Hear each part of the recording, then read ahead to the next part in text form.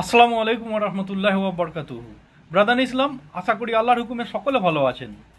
আর সকলে ভালো থাকুন, সুস্থ থাকুন, একক আল্লাহর ইবাদত করুন আর সঠিক দিনে ইসলামের পেহচান করুন যে কোনটা আমাদের সঠিক দিন, যে কোন কোন ইসলামকে আমি মান্যতা দিলে আমাকে আল্লাহর পর্যন্ত পৌঁছে দেবে। যাই হোক, 22/8/2025 আমি এই বয়াতের বিষয় নিয়ে পার্ট 19 বানিয়েছিলাম। ইনশাল্লাহ এটা তারপর থেকে বানাচ্ছি। আচ্ছা, এর আগের যে ভিডিওটা ছিল সেটা ছিল যে রাসূল সাল্লাল্লাহু আলাইহি সাল্লাম খালিদ বিন ওলীদকে নেতৃত্বর ভার অর্পণ করেছিল এবং ওনাকে বলেছিল মদিনার থেকে যখন আসে তখন ওই মক্কার নিম্নভূমি দিয়ে ওনাকে প্রবেশ করার হুকুম দেয়। আর যেমন মুসলমানদের আইন সেটা ওনাকে বুঝিয়ে দেওয়া ছিল। সেটা হচ্ছে এই ইসলাম আল্লাহর তরফ থেকে যে যুদ্ধর আইন দিয়েছে তার মধ্যে আছে যে বৃদ্ধ মানুষ, বাচ্চা, মাজুর, বিমার, মেয়ে, মহিলা, তারপরে ক্ষেত খলিয়ান, বাগান, ফলের বাগান বা যে কোনো গাছ বা পানীয় যে জায়গা ছিল, কুঁয়ো যাকে বলা হয়, সেই সব জায়গা, তারপরে পালিত পশু পাখি ইত্যাদির ওপর যেন কোনো রকম হামলা কেউ না করে। এমনকি কেউ যদি হাতিয়ার না নিয়ে আসে তার উপরেও হামলা না করে।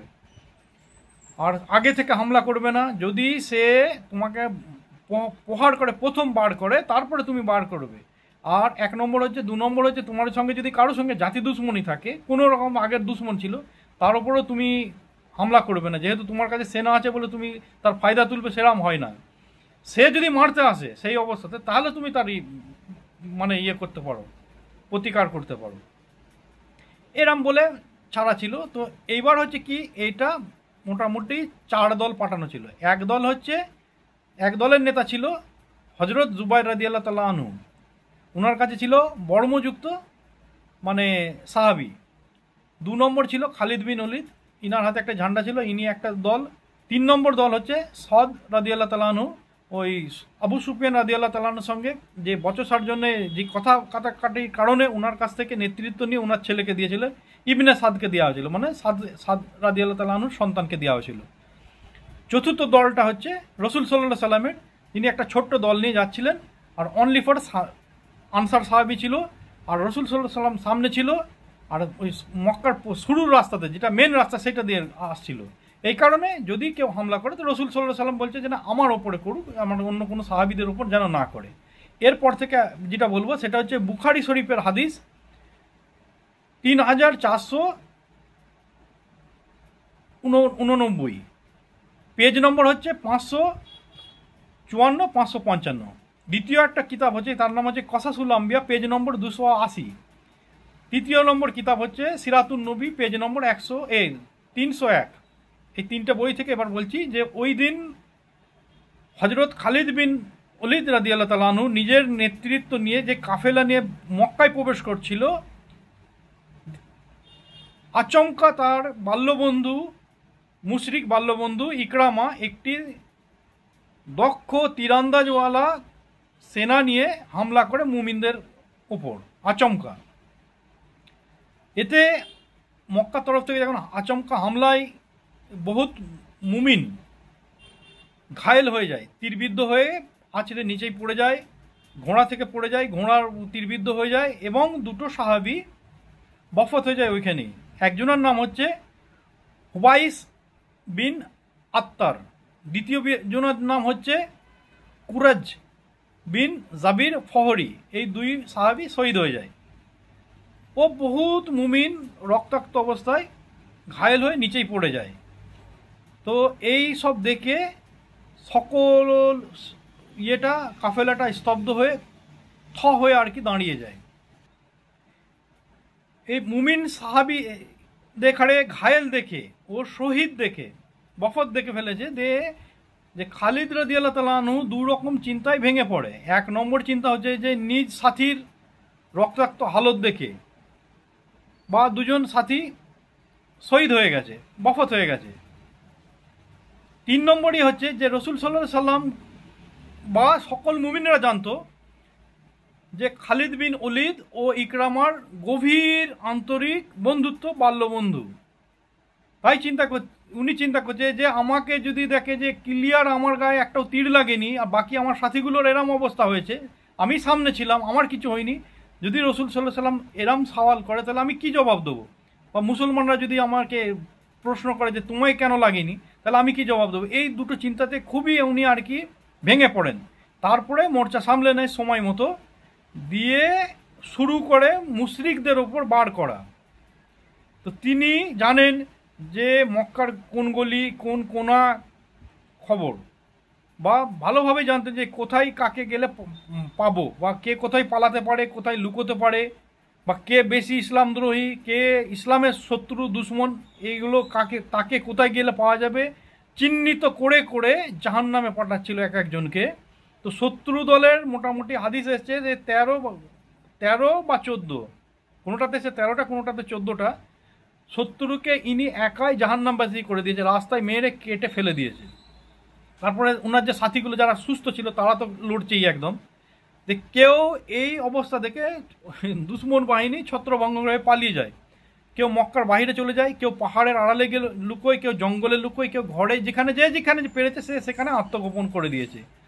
তো এই রকম হালত দেখে, রক্তাক্ত হালত দেখে, এদিকেও রক্তাক্ত ওদিকেও রক্তাক্ত, তো এই হালত দেখে আবু সুফিয়ান রাদিয়াল্লাহু তাআলা আনহুর মনে একটা রহম জাগে। ইনি এসে তাড়াতাড়ি রসুল সাল্লাল্লাহু আলাইহি সাল্লামের কাছে এসে বলেন, ইয়া রাসূলুল্লাহ, আপনি খালিদকে থামান, নাহলে সে মক্কার কুরেশদেরকে একদমই সমূলে শেষ করে দেবে, অস্তিত্বই রাখবে না।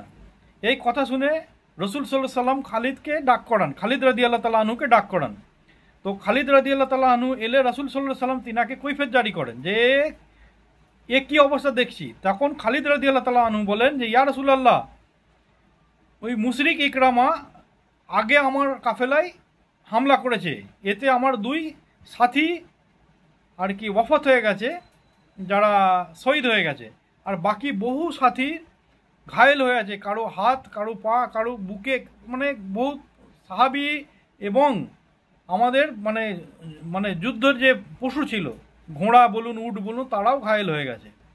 যখন রসুল সাল্লাল্লাহু আলাইহি সাল্লাম খালিদ রাদিয়াল্লাহু তাআলা আনহুকে জিজ্ঞাসাবাদি করছিল, তখন যারা সাহাবীগুলো ঘায়েল হয়েছিল তারা আস্তে আস্তে আস্তে আস্তে রসুল সাল্লাল্লাহু আলাইহি সাল্লামের সামনে যখন আসে তীরবিদ্ধ অবস্থায়, রসুল সাল্লাল্লাহু আলাইহি সাল্লাম দেখে খালিদ রাদিয়াল্লাহু তাআলা আনহুকে বলছে যে তুমি সত্য বলেছো, তুমি অন্যায় কিছু করোনি, এই কথা বললেন। তো যখন দেখলে যে যারা মহা শয়তানগুলো মারা পড়েছে, যেগুলো দরকার সেগুলো পড়ে গেছে অলরেডি, এরপর রসুল সাল্লাল্লাহু আলাইহি সাল্লাম এলান করলেন যে যাহারা কাবা চত্বরে আত্মগোপন করেছো বা কাবা চত্বরে পৌঁছে গেছো তাহারা সুরক্ষিত, তাদের ওপর কোনো মুসলমান হামলা করবে না, আর তারাও যেন মানে পাল্টা হামলা যেন মুসলমানদের এখানে না করে। রসুলের যেই আওয়াজ দিল তো সব মুসলমানরা ওই কাবা চত্বরের কাছে যারা ছিল তাদের কাছে ছেড়ে দিল, মারপিট বন্ধ। 2 নম্বরই আওয়াজ দেয় যে যে ব্যক্তি নিজের বাড়িতে যান বাঁচানোর জন্য আত্মগোপন করে আছে সে সুরক্ষিত, তার ওপর কোনো মুসলমান হামলা করবে না, এবং সেও যেন কোনো মুসলমান দেখারে হামলা না করে। এমন সময় একটি ব্যক্তি এসে, এক সাহাবী ব্যক্তি এসে রসুল সাল্লাল্লাহু আলাইহি সাল্লামকে বললেন, ইয়া রাসূলুল্লাহ, আবু সুফিয়ান হচ্ছে এখানকার একটি নেতা, তো ওনার সম্মানে আপনি কিছু বলুন। তখন রসুল সাল্লাল্লাহু আলাইহি সাল্লাম ওনার সম্মানের অর্থে বললেন যে যাহারা আবু সুফিয়ানের বাড়ি পৌঁছে গেছে বা আত্মগোপন করে আছে তাহারাও সুরক্ষিত, তাদের ওপরও কোনো রকম হামলা হবে না, নির্ভয়ে থাকুন। আর মুসলমানদের কাছে বারণ করে দিল যে তাদের উপর যেন কোনো হামলা না করে, এবং বলে যে তোমরাও যেন হামলা করো না। ঠিক আছে বলে যুদ্ধ মোটামুটি ঠান্ডা করে দিল। যুদ্ধ পুরো ঠান্ডা হয়ে যাওয়ার পর যখন তিনি অগ্রসর হচ্ছিলেন, তখন তিনার মুখে সূরা ফাতার প্রথম দিকে কয়েকটা আয়াত উচ্চস্বরে পাঠ করছিলেন, এবং এত আনন্দিত হয়েছিলেন, এত খুশি হয়েছিলেন, আল্লাহর কাছে এত কৃতজ্ঞতা প্রকাশ করছিলেন, সুবহানাকা আল্লাহুম্মা ওয়া বিহামদিকা, আল্লাহর শুকর আদায় করছিলেন খুব। যাই হোক, এতই মুগ্ধ ছিল। তারপরে আনন্দের চোটে তিনার মাথা কখনো উটের যে পুঁজ থাকে, পিঠ থাকে, সেখানে মাথা ঠেকে যাচ্ছিল, এই ব্যাপার দিয়ে তারপরে যখন নির্বাধাই রসুল সাল্লাল্লাহু আলাইহি সাল্লাম মক্কায় প্রবেশ করেন, তখন তিনার হাতে ছিল সাদা রঙের একটি বর্ষা। অন্য হাতে ছিল কালো রঙের ঝান্ডা, মাথায় ছিল লোহার মুটু, তার ওপরে কালো কাপড়ের পাগড়ি বাঁধা ছিল। যখন কাবার সামনে হাজির হলেন তখন কাবার খাদিম ওসমান বিন তালহা কাছ থেকে চাবি সংগ্রহ করেন, নিজে হাতে দরজা খোলেন। রসুল সাল্লাল্লাহু সাল্লাম যখন মক্কায় ছিলেন তখন এই ওসমান বিন তালহা, মানে তালহার পুত্র ওসমান, রসুল সাল্লাল্লাহু সাল্লামকে কোনোদিন চাবি দিইনি এবং কাবার ভেতরে প্রবেশ করতে দিইনি অনেকবার, বা প্রবেশ করলে তাকে বের করে দিয়েছে, মানে রসুল সাল্লাল্লাহু সাল্লামকে বের করে দিয়েছে, বা কোনো সময় চাবি দিইনি, বা অপমানের পর অপমানিত করল। সেই ব্যক্তিরও কোনো অসম্মান করেনি, খালি তার কাছ থেকে সির্ফ চাবিটা নিয়ে নিয়েছে। দিয়ে চাবি খুলে ভিতরে যখন ঢোকে তখন একটাই ধ্বনি, আল্লাহুম্মা লাব্বাইক। আর ওনার সাথে ছিলেন আলী রাদিয়াল্লাহু তাআলা আনহু, ওসামা বিন জায়েদ রাদিয়াল্লাহু তাআলা আনহু ও বেলাল রাদিয়াল্লাহু তাআলা আনহু, এবং আরও কিছু ছিল, হয়তো এই তিনজনের মোটামুটি নাম এসছে। দিয়ে কাবার ভিতরে ঢুকে ভিতরে দেখছেন যে বাইরে তো আছেই, এবং ভিতরে বাইরে মানুষ রূপে 360খানা মূর্তি ছিল, 360খানা মানুষরূপী মূর্তি ছিল, যাদের আকৃতি ছিল ইব্রাহিম আলাইহিস সালাম ও ওনার পরিবার অন্তর্ভুক্ত। তাদের কেউ, ওই যারা মুশরিকরা তারা কেউ বলতো ইব্রাহিমকে ইব্রাহিম আলাইহিস সালাম, যেহেতু ওনার পরিবারের, যে ইহুদিরাও হচ্ছে ইব্রাহিম আলাইহিস সালামের পরিবার, ইসমাইল আলাইহিস সালামের যে ওখানে কাবা চত্বরে যারা বাস করতো তারাও ওই মানে ইব্রাহিম আলাইহিস সালামের পরিবারভুক্ত। যাই হোক, তো ওনাকে কেউ ইব্রাহিম আলাইহিস সালাম বলে ডাকতো, কেউ প্রফেট বলতো, কেউ মেসেঞ্জার বলতো, আবার কেউ আব্রাহাম বলতো, আবার ওদেরই মধ্যে কোনো একটা গোষ্ঠী বলতো ওই আটা বাদ দিয়ে বলতো, আব্রাহামের আ বাদ দিলে কি হয়, ব্রাহ্ম, ওই বলেও ওনাকে ওনার উপাস্য করতো। ঠিক আছে, এবং ওনার স্ত্রীগণ ও ইব্রাহিম আলাইহিস সালামের পুত্র ইসমাইল আলাইহিস সালাম ও ইসাহক আলাইহিস সালাম, বা আরও ওনার নাতি পুতে ওনার বংশধর যে ইয়াকুব আলাইহিস সালাম ইত্যাদি ইত্যাদি। আবার কেউ উজাইর আলাইহিস সালামকে আল্লাহর ছেলে মনে করতো, ওনারও আবার ওনার মানে ঈসা আলাইহিস সালামকে কেউ আল্লাহর ছেলে মনে করতো, আর ওনার মা ঈসা আলাইহিস সালামের মাকে মরিয়ম আলাইহিস সালামকে আল্লাহর স্ত্রী মনে করতো, নাউজুবিল্লাহ। ওনাদেরও একটা মূর্তি ছিল। যাই হোক, ইত্যাদিতে এসব নবীদের বেশি মূর্তি ছিল। এছাড়াও সমসময়ের নেক বান্দা ও বান্দিদেরও মূর্তি স্থাপন করে রেখেছিল। যেমন লাত নামক এক মহিলার, উনি মানে ছোট্ট থেকে হাজিদের ঘাড়ে পানি পান করিয়েছিলেন। তিনি যখন মারা যান তো তিনার একটা মূর্তি স্থাপন করে দেয়। উনার মানে স্বামী বলুন বা ওনার সঙ্গে বিবাহ হওয়ার জন্য একজনের ছিল, যার নাম হচ্ছে উজ্জা, তার মূর্তি ওখানে ছিল। জিমার নামক এক মূর্তি ছিল। ইনারা সব এক সময় ইমানদার ব্যক্তি ছিল, কিন্তু ইনারা কোনোদিন বলেনি যে আমার মূর্তি লাগাতে। যাই হোক, ওনার মূর্তি লাগিয়েছিল। হাবেল নামক এক ব্যক্তির ছিল, নাজির নামক এক ব্যক্তির ছিল। এগুলো সব ওনাদের আর কি উপাস্যের, আল্লাহর সঙ্গে সমতুল্য করতে এই সবগুলোকে। এই হাবেলের খাস যে ছিল, মানে বেশি মানত, ইনার যে মুরিদ মানে ভক্ত ছিল, তিনি হচ্ছেন ওই আবু সুফিয়ান। ওনার নাম ছিল এক, আর ওই যে পরিবর্তন হয়েছে না, হয়েছে আবু সুফিয়ান, ইনার সেবা করতে বলে সুফিয়ান হয়েছিল।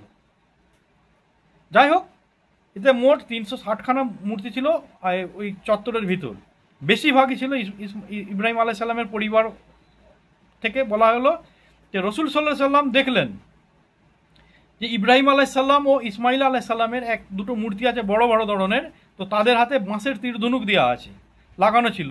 ওই সমসময়ে মক্কার মুশরিকগণ নিজেদের ভাগ্য নির্ণয় করে যে কোনো কাজের আগে ওই তীর ধনুককে চালাতো, বা জায়গার নাম লিখে ছাড়তো, যেখানে পড়তো সেইটাকেই পালন করতো। এটা একটা কুসংস্কার ছিল। ওই তীর ধনুকের মাধ্যমে ওটা নিজের ভাগ্য পরীক্ষা করতো। তো রসুল সাল্লাল্লাহু আলাইহি সাল্লাম মুশরিকদের উদ্দেশ্যে বললেন, ইয়া আল্লাহ, আপনি এইসব কাজের মুশরিক জাতিদের সমূলে নিশ্চিহ্ন করে দেন একদম। কারণ তাহারা জানে যে এই দুই নবীগণ এসব শিরকি কর্মকাণ্ড থেকে পাক ও পবিত্র ছিল।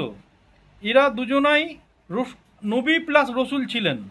তো সেই জন্যে আল্লাহর নবী ওই যারা ইনাদের ঘাড়ে ইনাদের যে উপাস্য করতো এবং ওই তীর ফির দেওয়া রেখেছিল, তো সেই তাদের ইয়েতে বড়দোয়া করেন। আচ্ছা, এই পর্যন্ত থাক, ভিডিও বড় হয়ে যাচ্ছে। এরপরে আগে আলোচনা করব, আগের বায়াতের বিষয়ে আমার আলোচনা করার দরকার, সেই কারণে আমি এটা বলছি। এর আগে বায়াতের বিষয়ই হবে, আপনারা জুড়ে থাকলে অবশ্যই শুনতে পাবেন। আমি যদি হায়াতে থাকি অবশ্যই আমি বলবো। আল্লাহ হাফিজ। যদি কোনো ভুল হয় আল্লাহর রাস্তায় মাফ করবেন। ভালো লাগলে শেয়ার করুন, নিজের ইসলামকে মজবুত করার উদ্দেশ্যে শেয়ার করুন, দেখে ছেড়ে দেবেন এরম নয়।